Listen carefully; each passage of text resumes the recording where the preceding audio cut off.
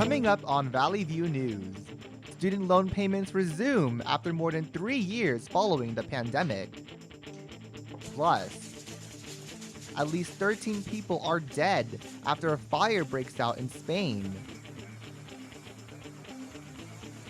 And the anticipated Las Vegas Sphere has officially opened its doors for fans across the world. We'll give you a look inside. Hello and welcome to Valley View News. I'm Lauren Hanna. And I'm Najera.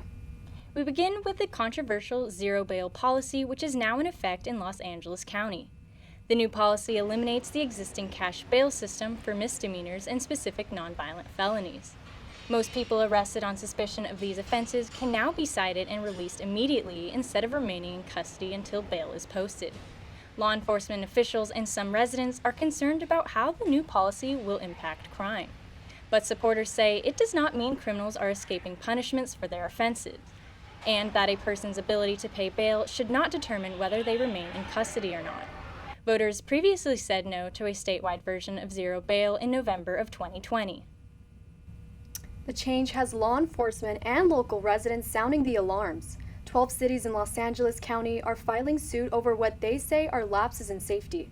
The cities behind the suit include Arcadia, Artesia, Covina, Downey, Glendora, Industry, Lakewood, Laverne, Palmdale, Santa Fe Springs, and Whittier. Their leaders are hoping to block the new policy. They are pointing fingers at zero bail for an ongoing rash of robberies and burglaries targeting homes, stores, and malls. 2 elderly men are missing after reportedly falling into an aqueduct. Authorities say 86-year-old Minas Kacharian and his 78-year-old brother Grigor went fishing in Lancaster and were last seen Friday morning in Glendale. An LASD rescue team searched the aqueduct on Saturday but could not find the missing brothers. The family hasn't heard from the 2 men and expressed concern for their safety. Minas is described as 5'4" and 180 pounds, while Grigor is 5'5" and 140 pounds. Anyone who has any information about the incident can call the LASD Missing Persons Unit. Santa Clarita transit workers are set to become the next group to hit the picket lines, but it won't happen just yet. The public transport workers could go on strike as early as this week, resulting in all commuter routes and many local ones being suspended. As of Monday, routes were still running as the strike has not been called. Last week, the city's partner for transit services, MV Transportation, learned Teamsters Local 572 authorized the strike if demands were not met. The William S. Hart Union High School District informed parents to find alternative ways for students who take the bus to school. The district secured extra buses and drivers from third-party companies to replace student routes. From Queens to Knights, actors at a local medieval-themed dinner theater have decided to leave the castle. Valley View News' Lysandra Vera explains why the employees have been on strike for several months and why they have yet to reach a labor agreement.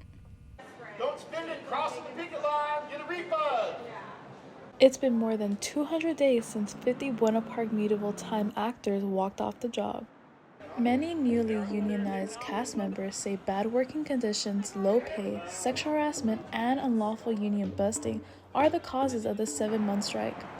The reported sexual harassment incidents are described as visitors being drunk and disregarding the performer's personal space. They also say that there's a lack of security. Term first line of defense for guests coming in, and people just walk up to you and take pictures and shove their kids in photos with you, and there's no security around. So these are all parts of what we're hoping to change with our collective bargaining agreement. Johnny Ross is a knight at the medieval themed dinner theater. He says that he suffered an injury while being on the clock. Horses are getting hurt and getting us anxious because of an anxious horse can hurt you. Riding them, being around them. I had a horse rear on me. A lawyer for Medieval Times tells the Orange County Register that there were only 2 meetings with the union before its members went on strike, and that the show will go on. I reached out to the Buena Park location for comment, but there was never a response received from them. 2 years or 3 years, and so when we came in, we noticed problems immediately, and we would start asking questions and commenting and asking questions and commenting, and we just kept getting shut down. He says that most guests have pledged solidarity. Friday night events are usually sold out, but recently ticket sales have dropped by half. There has been no improvement seen from medieval times. They mentioned that they did agree on some language proposals, but other than that, regarding the key issues they placed, there has been no improvements. Reporting here in Buena Park, I'm Lisandra Vera, Valley View News. Thank you, Lisandra. Picketers hoping for a bit of relief from California shouldn't hold their breath. Governor Newsom rejected a bill last weekend that would have given unemployment checks to striking workers. Newsom blamed an $18 billion deficit caused by prolonged business closures during the pandemic. Those closures sent unemployment numbers sky high. Californians will be on the hook for more than $19 billion owed to the federal government for loans taken out to pay for the state's staggering unemployment insurance. Governor Newsom has appointed LaFonza Butler to fill the Senate seat left vacant following Dianne Feinstein's death late last week. Butler is a veteran organizer, having been a senior strategist for Vice President for Kamala Harris and the President of Service Employees International Union. She will be the first person within the LGBTQ community to represent California in the Senate.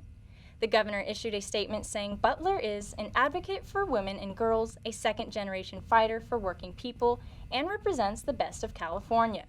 California Senator Alex Padilla says in a statement he was honored to welcome her to the Senate.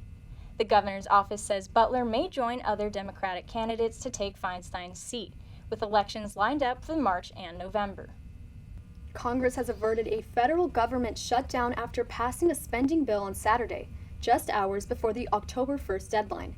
The package includes a federal disaster assistance bill that increased by $16 billion, but a drop in aid for Ukraine.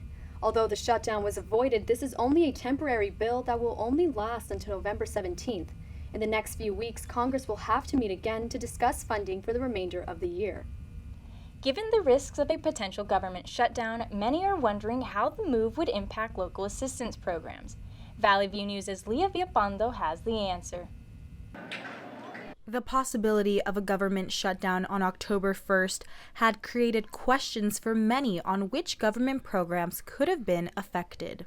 The Women, Infant, and Children Program, also known as WIC, is one of the many programs that could have been impacted by the shutdown. Here in the San Fernando Valley, the WIC program assists almost 38,000 families with food benefits, breastfeeding counseling, literacy programs, and more. Families visit sites such as this one here in Panorama City to receive this assistance, and the thought of the shutdown could have had serious consequences. There's days people can be without provisions, without any food, and this is a help that they are giving us. WIC highlights breastfeeding support in their sites, and many of the families they serve depend on these resources. I think this is going to affect people because WIC is a program that helps a lot because, there's women that can't breastfeed, and here they help you with formula for babies, which is expensive. Although the government shutdown was evaded before the October 1st deadline, WIC in the state of California already had a backup plan. According to the Associate WIC Director Christine Goulet, in case of a shutdown, the state WIC department had enough funds to keep doors open up until November 20th. And so I know often the message is our doors are closed. That will not be the case here in California. We are here for our families. A last-minute agreement in Congress was passed a few hours before their deadline, avoiding the closure of government agencies and programs such as this one.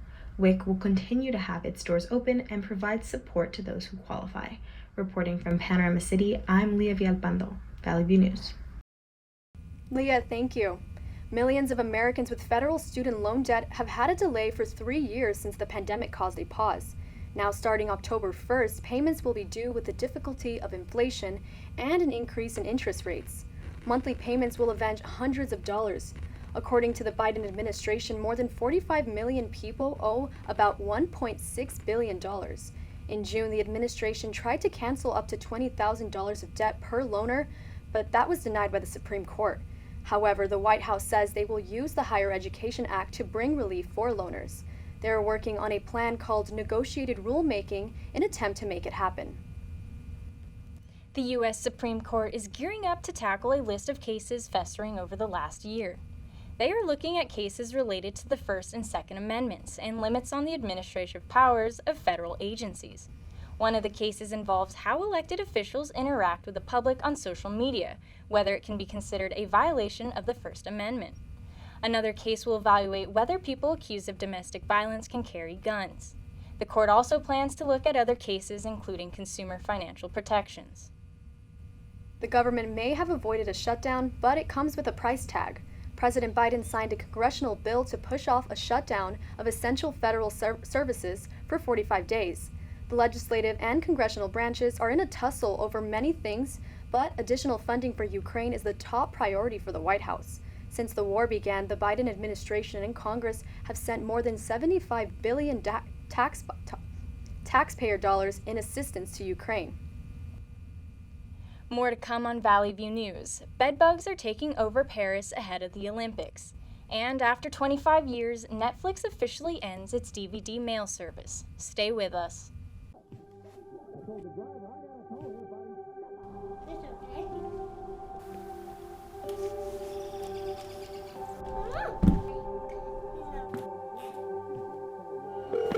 Luke! 911, where's your emergency? Everyone's on their way. What happened? Your friend's not breathing. She's dead? Yes, please get my mom and dad. Oh my God! How you doing? Hey, Mason. Hey, Mason.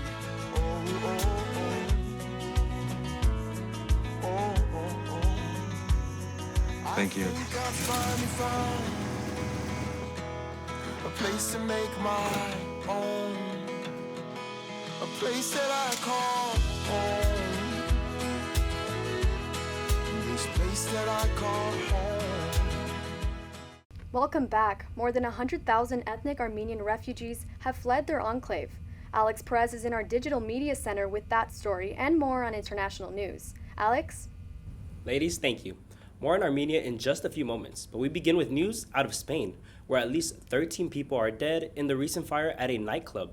4 others were injured and all were taken to the hospital due to smoke inhalation. The fire broke out early Sunday morning at the theater venue in the city of Murcia. Local emergency services and firefighters arrived at the scene with the helicopter and tried to put out the flames. Spanish Prime Minister says his love and solidarity are with the victims and the families. This is one of Spain's deadliest nightclub fires in decades. The cause is still unknown. 2 terrorists struck bombs in front of Turkey's Interior Ministry building in the capital of Ankara. The attackers arrived in a carrier vehicle on a Sunday morning. Both aggressors were left dead, while the bombs wounded 2 police officers. Security footage shows the assailants caught in the explosion, while authorities killed the other attacker. The Kurdish militant group claims to be responsible for the ambush. The organization targeted the opening of the parliament and ministry building, claiming it is a massacre and torture center. Authorities say it is the first attack on the capital in years. 60 people have been found dead in Pakistan after an explosion that occurred in the city of Mastum. The explosion happened on Friday. It wounded an additional 50 people in what is said to have been suicide blasts. A separate eruption also occurred in Peshawar City, where at least 4 were killed and 11 were injured. Authorities say the number of deaths is expected to rise. Armenian officials have said over 100,000 ethnic Armenians have left the region of Nagorno-Karabakh. Families have grabbed as many belongings as they can and are heading out of the area after Azerbaijan launched a military offensive. Many are moving to Armenia with fears that they could be persecuted if they stay. The enclave has been in the midst of the 2 countries since the 1980s and belongs to Azerbaijan.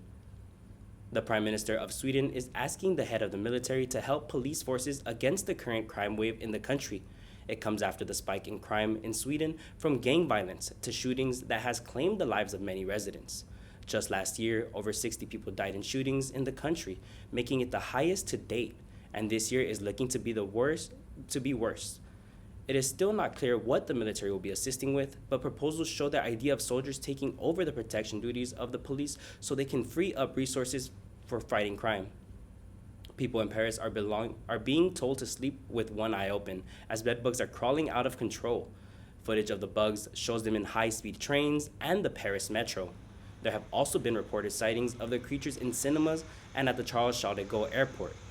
Many fear that those attending the Paris Olympics, which starts next summer, could be affected by the insects. Paris Deputy Mayor Emmanuel Gregoire says the state needs to put an action plan in place as soon as possible in order to prepare welcoming the Olympic and Paralympic Games. Transport Minister Clemente Bona posted on X, promising to protect travelers using public transit systems by making sure the operators act more to serve customers. And that's the very latest from the Digital Media Center. I'm Alex Perez, and back to you guys in the studio. Thank you, Alex. The American Red Cross is making an urgent plea for blood donations across the U.S., hoping that the recent modifications to federal qualifying requirements will widen the donor pool. The blood supply has reached dangerously low levels in Pomona, which is one of the biggest blood processing facilities in the country. Officials believe it is largely a result of repeated natural calamities like hurricanes, fires, and workplace changes. There are no longer any restrictions on homosexual or bisexual males giving blood under old Food and Drug Administration regulations. Regardless of sexual orientation, all donors will be evaluated based on individual risk.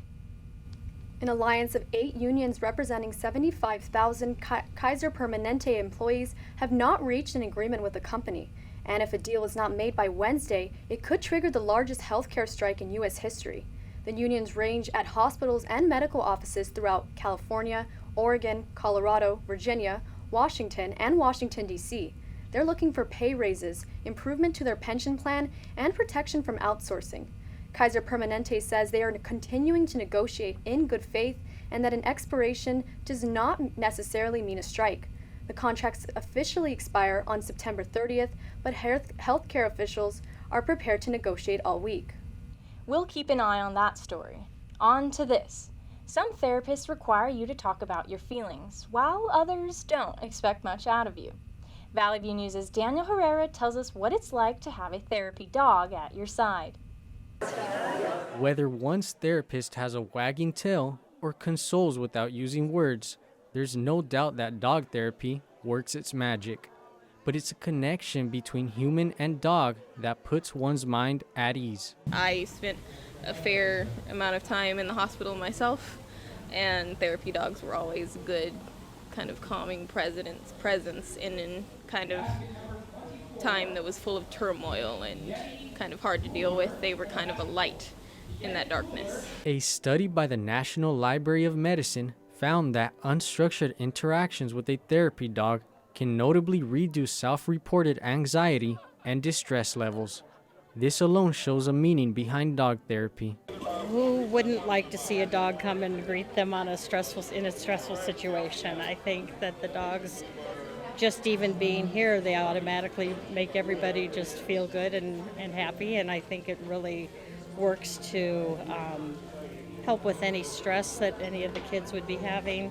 And anxiety. These furry pals can teach many things. After all, it seems it is in the dog's nature to give unconditional love and know the value of a good friend. Dog therapy is meant to provide affection, comfort, and support.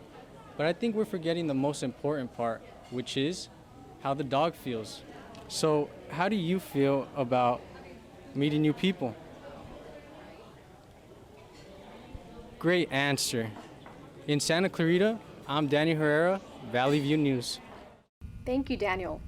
A federal court judge has ruled that the Medicare agency may continue implementing its drug price negotiation program even as litigation over the plans play out in federal court.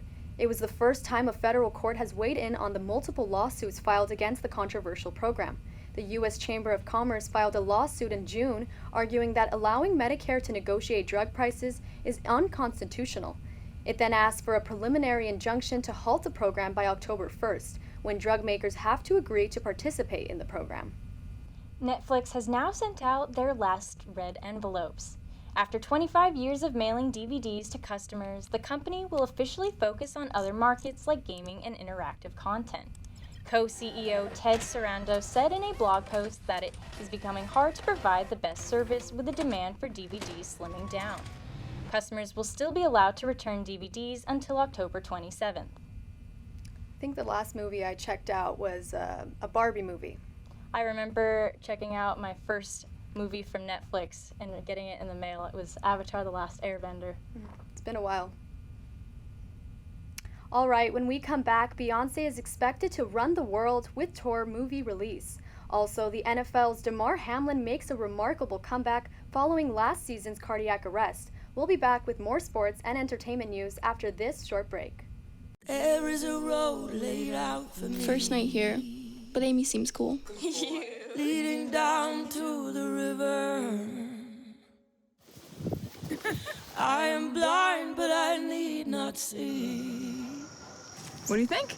I know this road is there for me.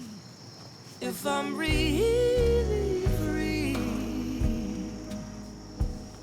take me down to the river and walk. Welcome back. All eyes on these new details of rapper Tupac Shakur's death 27 years later.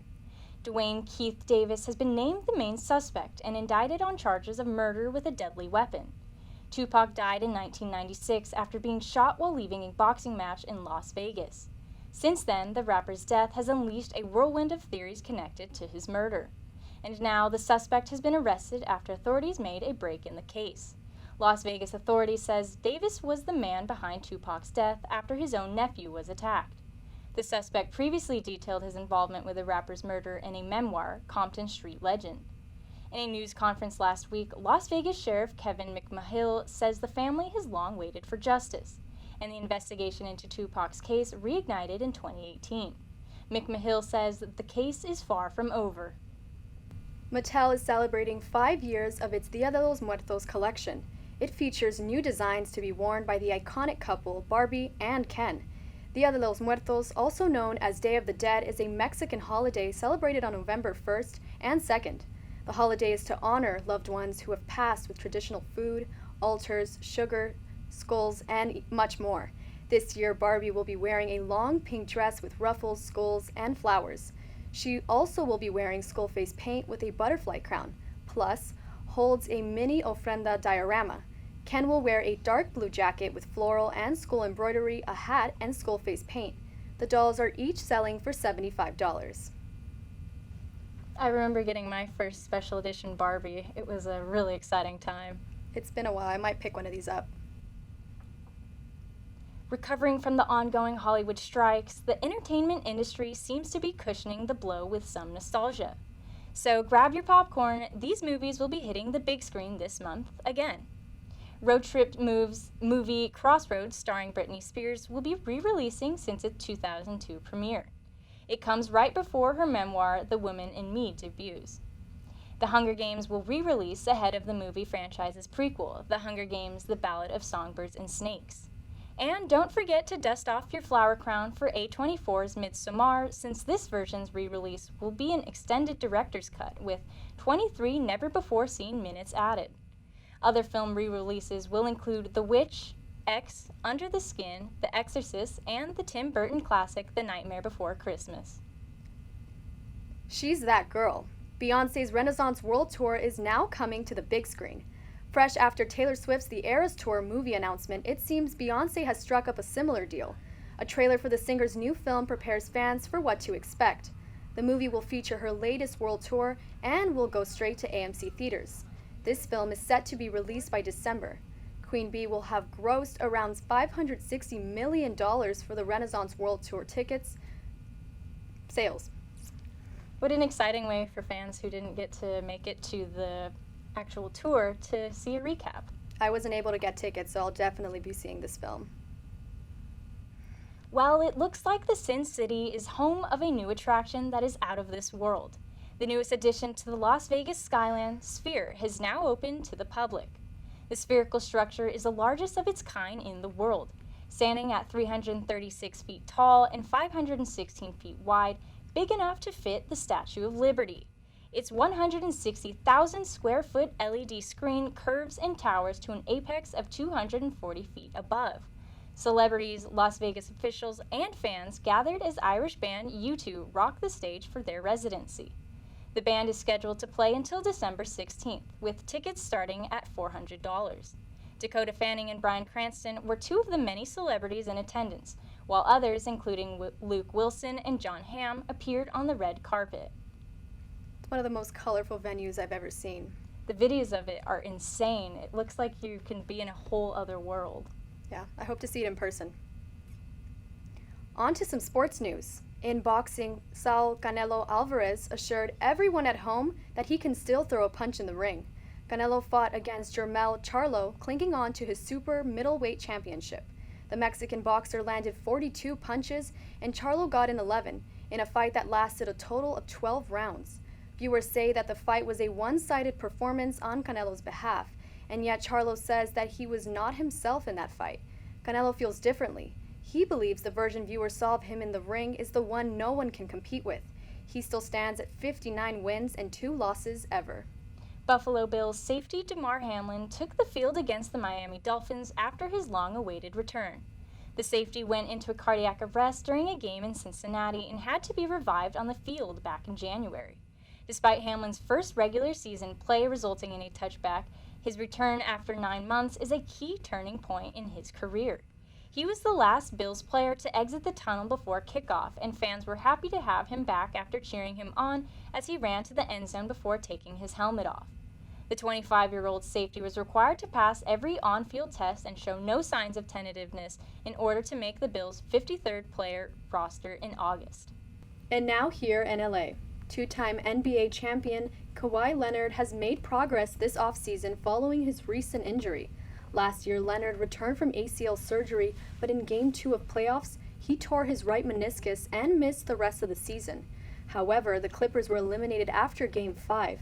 Leonard continued with a cleanup procedure. The team's president of basketball operations says he's fully healthy. Training camp begins next week for the Clippers, and they are scheduled the season opener on October 25th against the Portland Trail Blazers.